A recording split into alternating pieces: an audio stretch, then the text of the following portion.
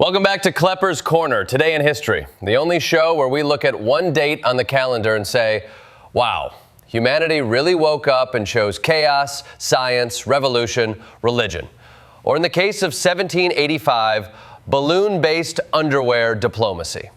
Today is January 7th, a day that has seen empires collapse, moons discovered, nations fracture, genocides halted, and people still arguing over which calendar is correct, as if Earth itself needed two competing operating systems.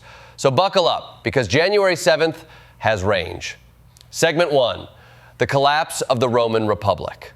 Let's begin in 49 BC, when Rome, the original drama club, finally hit the point in its group project where somebody yelled, "Fine, I'll do it myself," and marched a legion across a river.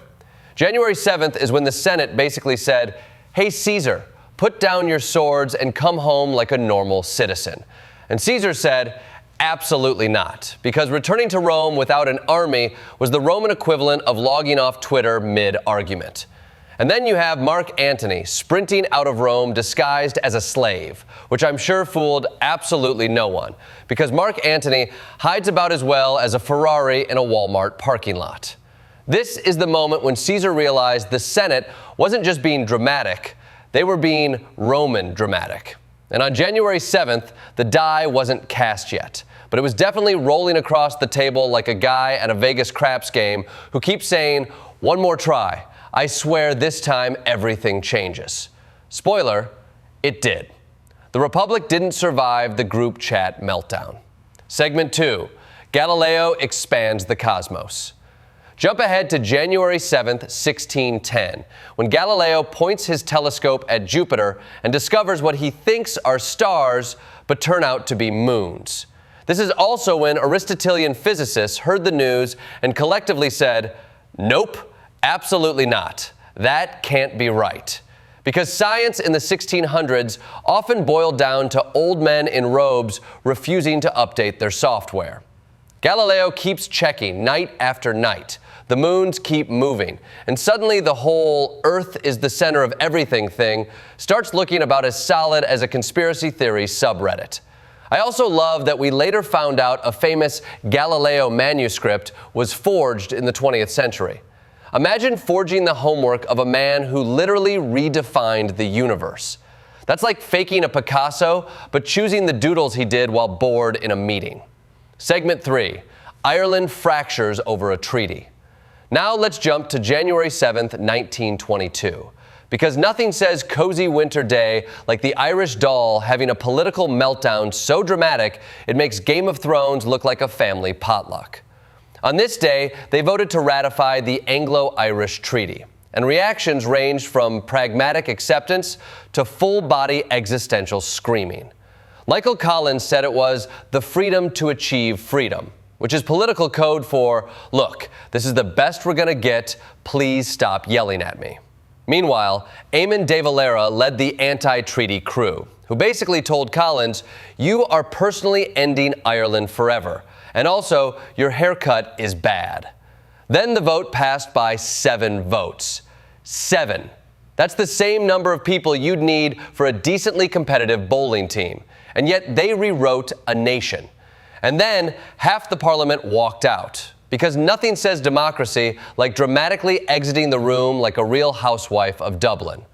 That 7-vote margin also launched a civil war, which proves once again that in politics, someone always yells traitor, someone always yells coward, and somewhere in the back, someone's eating snacks pretending they're not involved. Segment 4, Phnom Penh falls and a genocide ends. January 7th, 1979. Vietnamese forces enter Phnom Penh, and the Khmer Rouge's horrifying rule collapses. A genocide ends. Millions who would have died are saved. And yet, geopolitics, being the world's worst group project, somehow manages to punish the people who ended the genocide and reward the people who committed it. Vietnam liberates Cambodia, and the global community basically says, thank you, but also we're not recognizing your government, and we're letting the Khmer Rouge keep Cambodia's UN seat, because the Cold War makes everyone bad at moral choices. Still, January 7th remains the day the killing stopped. A city emptied by terror began its long road back. And history proves once again that sometimes the good guys aren't celebrated until decades later. And sometimes the villains get a diplomatic parking pass anyway. Segment 5, Orthodox Christmas and the Calendar Showdown. While the rest of the world is trying to remember where they left the leftover Christmas ham, millions of Orthodox Christians are just getting started. January 7th is Orthodox Christmas because they follow the Julian calendar, which is 13 days behind the Gregorian calendar and drifting like an untethered balloon. At this rate, Christmas may eventually end up in April, and people will be saying, wow, what a lovely spring nativity season. I love that this entire divide is because Julius Caesar miscalculated the length of a year by 11 minutes. 11 minutes. One emperor's math error caused 2,000 years of people asking, wait, is it Christmas again or not? Meanwhile, in Ethiopia, they celebrate with games, shawls, music, and Dora Wat, a dish so good it would make even a Roman senator stop yelling for 5 seconds. In Russia, they have kuchia, a porridge symbolizing rebirth, which is very poetic but still feels like the breakfast you eat before chopping wood in a snowstorm. Regardless, it's a beautiful tradition that reminds us time isn't universal, especially when emperors are involved. Segment 6, Science, Hydrogen Bombs, DNA Drama, and Terror. January 7th pulls a full modern-era speed run. In 1953, President Truman reveals the U.S. has the hydrogen bomb, because nothing says Happy New Year like letting the world know you've upgraded to the Doomsday Deluxe package.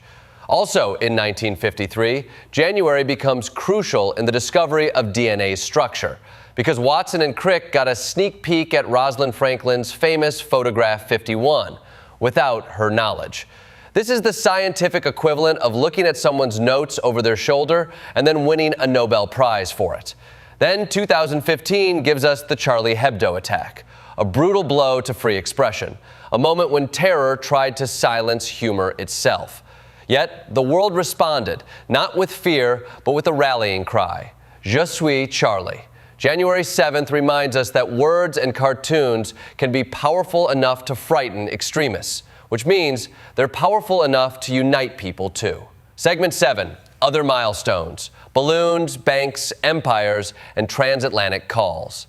January 7th is also the day England lost Calais in 1558, marking the end of English territory in France and the beginning of centuries of English people insisting they never really liked French food anyway. It's the day in 1785 when 2 men crossed the English Channel in a hydrogen balloon and had to throw their clothes overboard to stay airborne, landing in France dressed like they were auditioning for a Renaissance-era Calvin Klein ad. In 1927, it's the first commercial transatlantic phone call. 3 minutes cost $75, which today is about the price of 1 airport sandwich. So, honestly, society hasn't progressed much.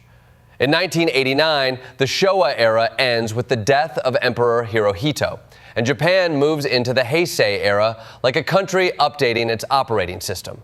And in 1782, America gets its first commercial bank, where citizens could finally store their money somewhere safer than under a mattress that was probably stuffed with hay and questionable life choices.